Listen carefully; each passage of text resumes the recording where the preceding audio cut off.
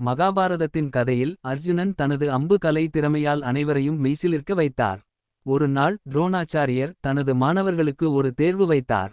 ஒரு பெரிய மரத்தின் கிளையில் ஒரு குருவி அமர்ந்திருந்தது. துரோணர் அனைவருக்கும் ஒரு கேள்வி கேட்டார்.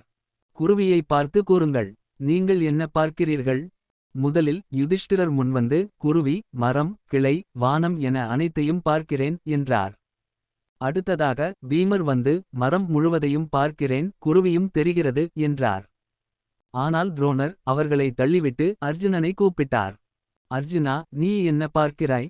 அர்ஜுனன் தைரியமாக, அச்சாரியரே, குருவியின் கண்ணை மட்டுமே பார்க்கிறேன் என்றான். இதை கேட்ட துரோணர் மகிழ்ச்சி அடைந்தார்.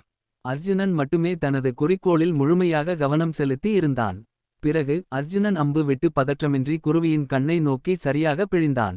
கதை முத்திரை: அர்ஜுனனின் இந்த அனுபவம் நமக்கு ஒரு பாடமாக உள்ளது. வாழ்க்கையில் வெற்றி பெற ஒரே ஒரு குறிக்கோளில் மையமாக கவனம் செலுத்த வேண்டும்.